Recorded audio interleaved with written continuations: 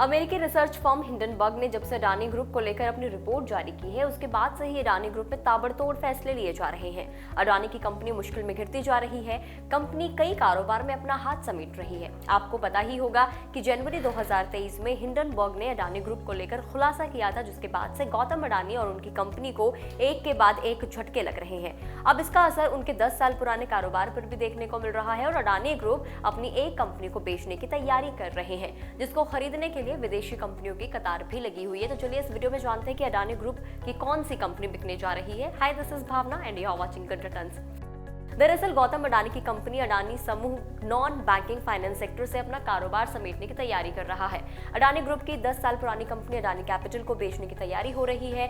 Economic times की report की माने तो Gautam Adani non core business को समेटने की तैयारी में है और अपना पूरा फोकस मेन कारोबार पर लगाना चाहते हैं। इसी के तहत अडानी कैपिटल को बेचने की तैयारी हो रही है।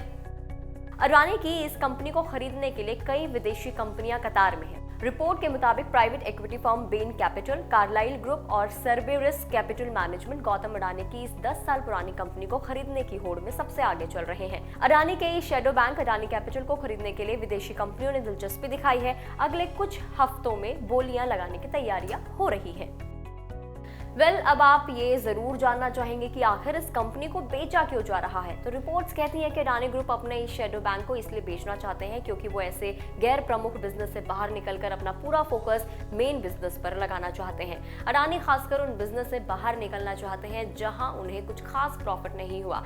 इस कंपनी को बेचकर अडानी ग्रुप 2000 करोड़ रुपए जुटाने का जो प्लान है वो तैयार कर रहे हैं, जो मेन कारोबार में बढ़ाने में मदद करेगा। अडानी की इस कंपनी की कमान पूर्व लेहमैन ब्रदर्स और मैक्वेरी निवेश बैंकर गौरव गुप्ता कर रहे हैं। अडानी कैपिटल के प्रमोटर्स के पास कंपनी का करीब 90% हिस्सा है, जबकि 10% की जो हिस्सेदारी है वो निवेश बैंकर गौरव गुप्ता के पास है, जो 2016 से इस ग्रुप में शामिल हुए थे।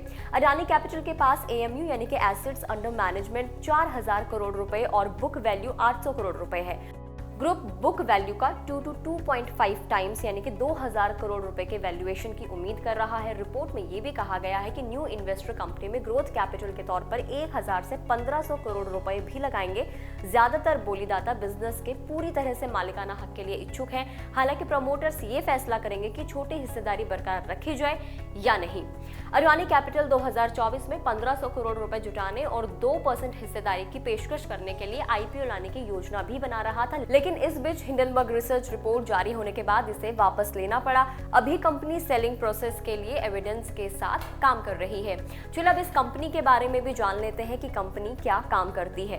अडानी की company Adani capital farm equipment loan, commercial vehicle loan, business loan और सप्लाई चेन फाइनेंस के तौर पर काम करती है। कंपनी एक यूनिट हाउसिंग फाइनेंस के तौर पर भी काम करती है। अडानी कैपिटल 6 एरिया में रिटेल एंड होलसेल लोन पेश करता है, जिसमें एग्रीकल्चर सबसे बड़ा है। ये कंपनी छोटे और मीडियम कारोबार को लोन देता है। इसकी उपस्थिति गुजरात, महाराष्ट्र, राजस्थान, कर्नाटका, आंध्र प्रदेश, तेलंगाना, मध्य प्रदेश, उत्तर प्रदेश और तमिलनाडु समेत 9 राज्यों में है। खैर, अडानी ग्रुप के इस फैसले को लेकर आपको क्या लगता है, आप हमें कमेंट करके जरूर बताएं। अगर आप इस वीडियो को फेसबुक पर देख रहे हैं तो फेसबुक पेज को लाइक करें। यूट्यूब पर देख रहे हैं तो गुड रिटर्न्स के यूट्यूब चैनल को सब्सक्राइब करना ना भूलें।